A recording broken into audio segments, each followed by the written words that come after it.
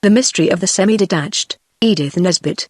He was waiting for her. He had been waiting an hour and a half in a dusty suburban lane, with a row of big elms on one side and some eligible building sites on the other, and far away to the southwest the twinkling yellow lights of the Crystal Palace. It was not quite like a country lane, for it had a pavement and lamp posts, but it was not a bad place for a meeting all the same. Farther up, towards the cemetery, it was really quite rural, and almost pretty, especially in twilight, but twilight had long deepened into the night, and still he waited. He loved her, and he was engaged to be married to her, with the complete disapproval of every reasonable person who had been consulted.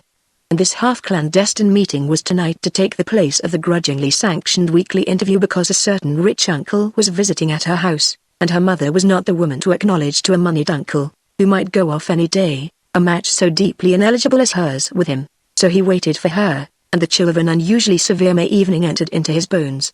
The policeman passed him with a surly response to his good night. The bicyclists went by him like grey ghosts with foghorns, and it was nearly 10 o'clock, and she had not come. He shrugged his shoulders and turned towards his lodgings. His road led him by her house, desirable, commodious, semi-detached, and he walked slowly as he neared it. She might, even now, be coming out, but she was not. There was no sign of movement about the house, no sign of life, no lights even in the windows. And her people were not early people. He paused by the gate, wondering. Then he noticed that the front door was wide open, and the street lamp shone a little way into the dark hail. There was something about all this that did not please him, that scared him a little, indeed. The house had a gloomy and deserted air. It was obviously impossible that it harbored a rich uncle. The old man must have left early. In which case? He walked up the path of patent glazed eyes, and listened. No sign of life. He passed into the hail. There was no light anywhere. Where was everybody? Why was the front door open? There was no one in the drawing room, the dining room and the study, 9 feet by 7, equally blank. Everyone was out, evidently. But the unpleasant sense that he was, perhaps, not the first casual visitor to walk through that open door impelled him to look through the house before he went away and closed it after him. So he went upstairs, and at the door of the first bedroom he came to he struck a wax match, as he had done in the sitting rooms. Even as he did so he felt that he was not alone. And he was prepared to see something, but for what he saw he was not prepared. For what he saw lay on the bed, in a white loose gown, and it was his sweetheart, and its throat was cut from ear to ear. He doesn't know what happened then, nor how he got downstairs and into the street, but he got out somehow, and the policeman found him in a fit, under the lamp post at the corner of the street. He couldn't speak when they picked him up, and he passed the night in the police cells, because the policeman had seen plenty of drunken men before, but never one in a fit. The next morning he was better, though still very white and shaky. But the tale he told the magistrate was convincing, and they sent a couple of constables with him to her house. There was no crowd about it as he had fancied there would be, and the blinds were not down. He held on to the doorpost for support. "She's all right, you see," said the constable, who had found him under the lamp. "I told you you was drunk, but you would know best."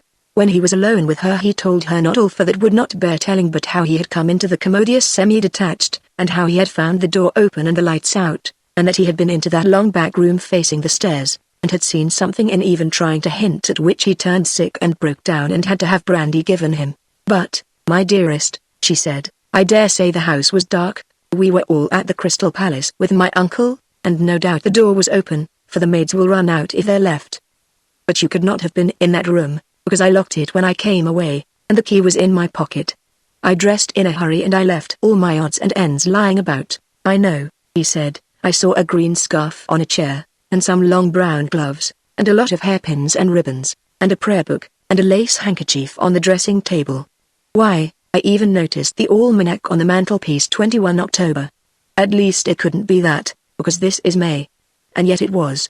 Your almanac is at 21 October, isn't it?" "No, of course it isn't," she said, smiling rather anxiously, "but all the other things were just as you say. You must have had a dream, or a vision, or something." He was a very ordinary, commonplace, city young man, and he didn't believe in visions, but he never rested day or night till he got his sweetheart and her mother away from that commodious semi-detached, and settled them in a quiet distant suburb. In the course of the removal he incidentally married her, and the mother went on living with them. His nerves must have been a good bit shaken, because he was very queer for a long time, and was always inquiring if anyone had taken the desirable semi-detached. When an old stockbroker with a family took it, He went the length of calling on the old gentleman and imploring him by all that he held dear, not to live in that fatal house. "Why?" said the stockbroker, not unnaturally, and then he got so vague and confused, between trying to tell why and trying not to tell why, that the stockbroker showed him out, and thanked his God he was not such a fool as to allow a lunatic to stand in the way of his taking that really remarkably cheap and desirable semi-detached residence. Now the curious and quite inexplicable part of this story is that when she came down to breakfast on the morning of the 22 October she found him looking like death, with the morning paper in his hand. He caught her as he couldn't speak, and pointed to the paper. And there she read that on the night of the 21st a young lady, the stockbroker's daughter, had been found, with her throat cut from ear to ear, on the bed in the long back bedroom facing the stairs of that desirable semi-detached,